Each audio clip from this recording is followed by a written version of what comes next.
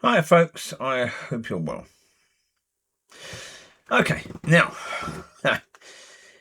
I'm going to talk about the frustrations a little bit here, because going back, got to be at least 2 years ago, if not more. No, it's more. It's got to be about 4 years ago now. It must be 4 years ago. That's when God first started speaking to me about perfection and about what was possible with perfection. That if you're eating from the tree of life. Now, I didn't get tree of life that early, but I got perfection that early, but not where it came from. Where it came from come later, as in the tree of life. Yeah. So I've been speaking to God about this for a long time, been, asking God about this and going deeper about this for a long time. So again, coming back to this point now, my teeth. Is it the molars, the ones at the far side? Yeah, the ones that you chew with. Top and bottom on the right hand side of my mouth, both of them, top and bottom, are loose. There's movement. If you wiggle the tooth, you can feel wiggle. For the last, it's got to be at least 4 years, I've had issues with those teeth. Pain. Nerve pain and stuff like that. Sensitivity. Every now and again, they just get incredibly sensitive to anything hot or cold, and you can't use them. Okay. So that's happening again.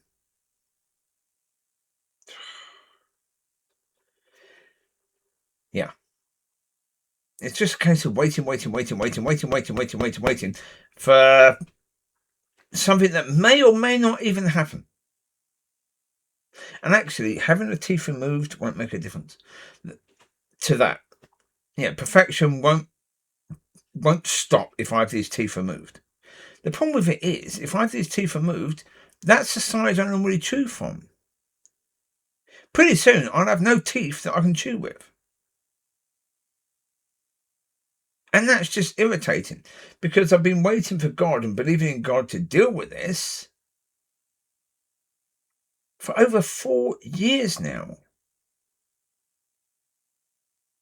And every time you get something like this, that pain in the teeth, you get reminded that you're believing in something that right up to now, nothing's happened. So what the heck is the point in believing in it? What's the point in going deep on something, in understanding that this is possible, and then it never bloody happens? You're left looking like a bloody idiot. And for what? For you saying to people, there's more than church. There's more to it than what church thinks.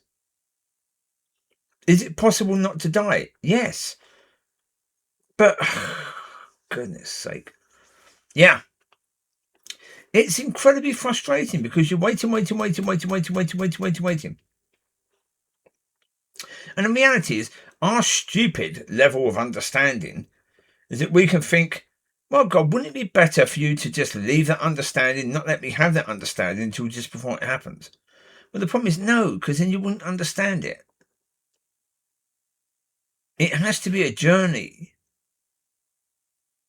Because again, you can't go from who you were in church or before church or whatever, who you were. You can't go from that to being, of God and partaking of the tree of life. Just click of the finger. It doesn't work like that. It's a process. The problem is, the process is annoying, especially because I don't know whether any of it is going to actually happen. Not at all. I can't, because I don't know whether any of it has ever happened. Even what I've said about the Son of God, and that the Son of God was, that when after he'd been beaten, when he was carrying the cross, he was standing in the understanding of the promises of Father and why he was sent. And that's the only way that he could do that. Again, Has that been taught in church? No. No. No. That's the only other example I have of perfection. But many would say, no, he wasn't perfected because he died. He did die, right? Up until the point where sin came upon him, he was perfect. He'd never sinned. He'd never eaten from the tree of knowledge of good and evil. Never. He was always eating from the tree of life. Until he had to die. And again, sorry, folks. If you are eating from the tree of life, yes, according to God, you are immortal. But that immortality can be either given up or taken away by God. For a purpose, for a bigger purpose, that can happen. Of course it can. Yes. So the Son of God, we understand it that he gave up his life. Right? Right. Could that mean that he was perfect, but he gave that up in order to die and be the sacrifice? Because again, he would have to be perfect in order to be the sacrifice forever. Yes? Yeah. But it's stuff like that. Yeah. But I've never had that conversation with anyone else where they've said, oh yeah, of course. No, I've met people in church where they've tried to dumb it down, where they've tried to basically make it less all the time. They have to make it less. Because it's easier for people to cope with if it's less. If you say there's something called perfection and it is attainable, that we can get it, then of course that's going to make every single person in church be more of a failure, isn't it? And so, no, that's why church can't ever receive that. Right? Because a lot of people think that if going to church is good enough, then, well, hey, we're going to heaven. But as soon as you say, no, there's more, there's so much more, no, they can't hear it. And they can't hear it because hearing it is going to cause a challenge in their life that they just can't have. And oh my God, that is so frustrating. So incredibly frustrating. So tiresome. Yeah. I did the video the other day about John 17 verses 22 to 23. I think it's had 2 views. It's beautiful. It's absolutely gorgeous. It raises a question that if that question is correct, then oh my goodness me. Talking about raising the bar, I mean, for goodness sake, why does the church want the bar to be so low that anyone can just step over it? As soon as somebody raises the bar, people say, nah, we don't want that. No, can't have it. Now, again, I understand in my one-on-ones with people, I need to shut that F up. Basically. Yeah, I need to let God lead. Because I've looked back even on my conversations on Sunday in the 2 different churches after the service, when I was speaking to people before and after. And yeah, now I get it because I don't really get a chance to share with people when I meet people who should be in the know. I share with them. But the problem is I sort of,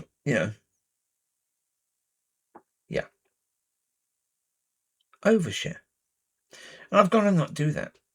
I've got to be a lot more sensitive to God because, again, there may very well be something that He's given me that I can give to them that's going to completely break down the walls that they've put up.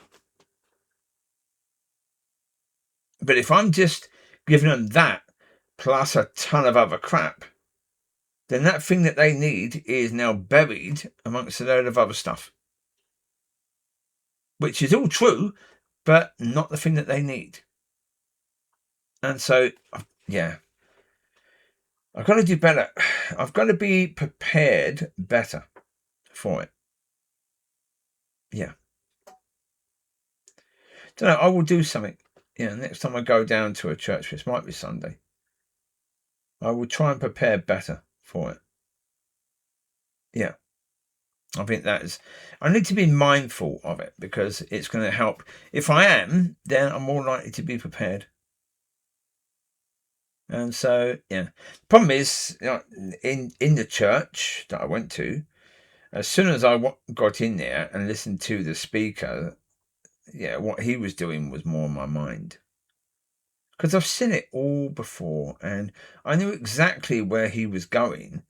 And he did this massive presentation of ta-da, and it was a da-da that people should already have known. Well, everyone probably did know. So the da-da wasn't really a da-da.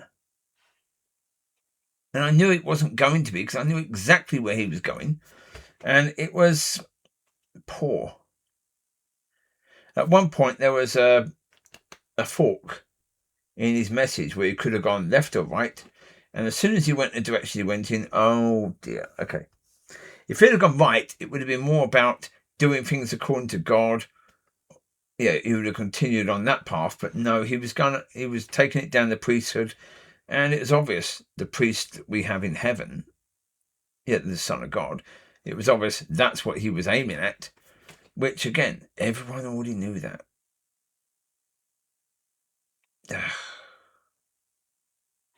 Yeah. That should have been known already. But there you go. Yeah. And as I say, that was the thing that was on my mind. Yeah, I ventured back in a church and I got the 4 P's again. The prepare, the practice, the perfect, and presentation. Yeah, present. Yes. And you know what it's of. You know exactly what it's going to be doing, which is nothing. It's going to be pleasing people. The speaker's going to get a little pat on the back. Oh, what? That was nice. But no one's going to leave the church thinking, that was bloody amazing. Wow, I've never heard such a thing in church. No, you're never going to get that from these people, are you? Well, you might do, because actually, God can use them, even without them being aware of it. And sometimes God will. But it's God doing it, it certainly ain't them. And the problem is they don't even know that suddenly something came from their mouth that was absolutely phenomenal. They're completely unaware of it because all they get is a normal pats on the back. Yeah. Shame. Anyway. Yeah, as to the frustrations, in a few days my teeth should calm down again. And the sensitivity should go down again. So, yeah.